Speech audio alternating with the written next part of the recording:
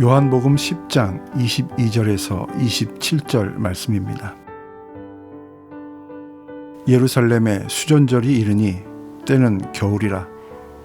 예수께서 성전한 솔로몬 행각에서 거니시니 유대인들이 애워싸고 이르되 당신이 언제까지나 우리 마음을 의혹하려 하려 하나이까. 그리스도이면 밝히 말씀하소서 하니 예수께서 대답하시되 내가 너희에게 말하였으되 믿지 아니하는도다.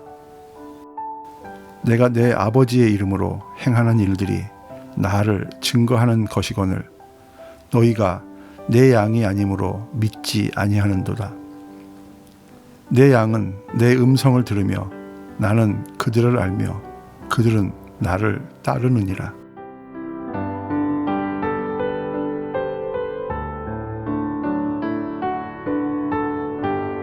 예수님께서는 수전절에 예루살렘에 계셨습니다.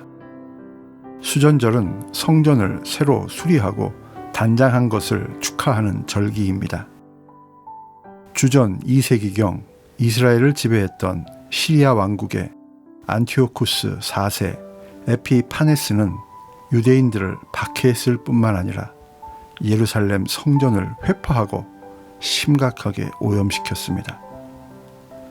주전 165년경 마카베우스가 그 세력을 몰아내고 성전을 수축하여 하나님께 봉헌했습니다. 그 날을 기념하는 절기가 수전절 하누카입니다. 이스라엘 사람들은 수전절을 무교절, 오순절, 초막절과 더불어 큰 절기로 지켰습니다. 그 날짜가 겨울이었기 때문에 우리나라의 동지와 비슷합니다. 예수님께서는 찬바람이 불어대는 때에 기둥과 지붕만 있는 솔로몬 행각을 다니셨습니다.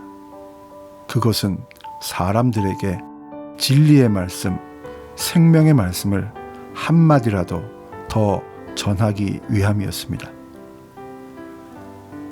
그러나 제자들은 이때는 예수님께서 왜 그렇게 하시는지 알지 못했습니다. 그래서 제자들은 결정적인 순간에 예수님을 버리고 도망가거나 부인하는 배신자가 되고 말았습니다. 하지만 오순절에 성령님께서 임하신 후에 베드로를 비롯한 제자들은 솔로몬 행각에서 예수님처럼 생명의 말씀을 전했습니다. 우리의 믿음의 삶은 누군가의 믿음에 영향을 주게 됩니다. 오늘 본문에서 예수님께서는 내가 너희에게 말하였으되 믿지 아니하는도다 말씀하셨습니다.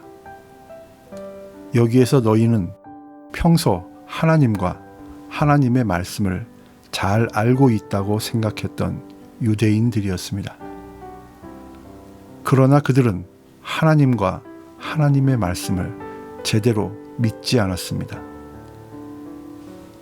우리가 주님과 주님의 말씀이 믿어진다면 그것은 말할 수 없을 정도로 큰 하나님의 은총이자 선물입니다.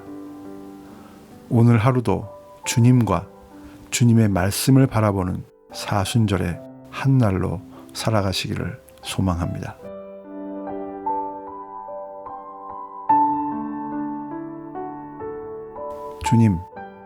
주님께서 찬 바람이 세차게 불어대는 수전절에 솔로몬 행각을 다니시며 말씀을 전하실 때 제자들은 그 의미와 이유를 알지 못했습니다.